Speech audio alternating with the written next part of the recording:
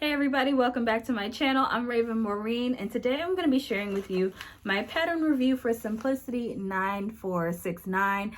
I literally talked about this pattern last week in my Simplicity pattern haul, and the more and more I thought about it, I was like, you know what? I think I'm going to do this. And so I decided to actually make mine into a dress. And it's been a long time since I have hacked a blouse into a dress, but I was glad to do it. And so let's actually get into this pattern and let's just talk about some specs and some things that you'll need. So it says down below that it is easy to sew, and I will say that it is fairly easy to sew. I can see how the neckline and the neck facing can be extremely confusing for a beginner. I was even a little confused, but then when I looked at the instructions, I realized that it's a little bit simpler than it looks. These also have set-in sleeves. Every single view has a set-in sleeve. So of course, if you're not familiar with that step, that can also be a little bit challenging for you. And then the other views have different sleeve variations. So this one's got a shorter elastic sleeve. This one has the same sleeve as view D, but it has the cinched waist. And then this has the elastic with like a little ruffle on the end for that one. C and D have the circle tie, the circle neckline with the tie. And then A and B have the V-neck with the tie, with A being a little bit more like a boho, letting the tie hang, and B having the cinched waist with the tied up neckline. All in all, this was pretty much, you sew the shoulders up, you stay stitch the neckline, you sew down the sides, you set in your sleeves, you do your facing, you hem it up. It is an easy pattern. This pattern does call for chambray, lawn, rayons, silky types, soft cottons, extra fabric needed to match plaid, stripes, or one-way designs. And then the notions that they talk about is one package of 1/2 inch wide double fold bias tape, if you're making A and B. And I'm assuming that is for the waist part, or this part here. You would use the bias binding for that. And then 3/8 wide elastic, yes, and then different lengths of elastic for each one.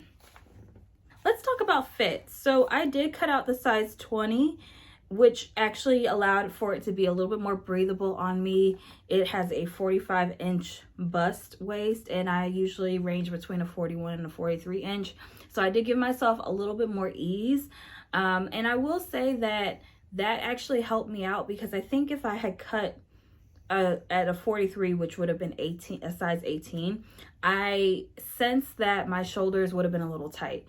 So they do classify this as a tunic. So when you are measuring, if you decide to make this into a dress, I would definitely measure down to like a dress that you already like the length of, and then kind of base it off of that. I worked on this on and off for like 3 days straight.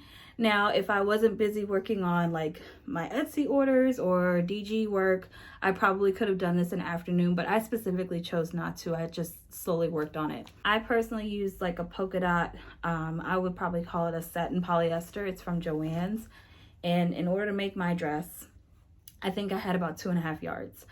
That was risky because this is a bell sleeve, and I wanted to make it into a dress out of 2.5 yards. Like, who does that? But I am also incredibly short, so the risk paid off, but it's not always like that. So get you a strong 3.5 yards, maybe 4 yards, depending on your height. And if you want to make the dress, this is a good one to do. One thing I will like to note, now this could be either my fabric or even just our body frames. The model sleeves are more billowy, like bigger than it looks on me.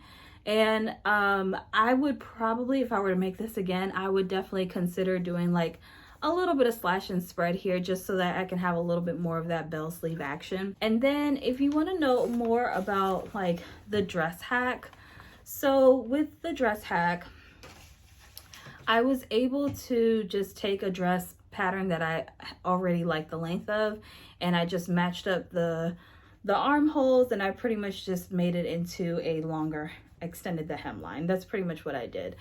And I would recommend that you do the front and the back separately. I never take the front measurement and then say, oh, this must be the same for the back. Never ever do that, because the front, there's more ease for your bust and things like that. So you really have to measure those two pieces separately. Anyway, you guys, thanks for stopping by. I know this was really short and sweet compared to other reviews that I've done, but it is an easy to sew pattern. Anyway, I hope you guys like this video, and let me know if you have any other questions about this pattern. You can put those right in the comments below. And if you're not following me already, you can follow me at Raven Maureen right here on YouTube, Instagram, Threads, and TikTok. I'll see y'all next time. Bye.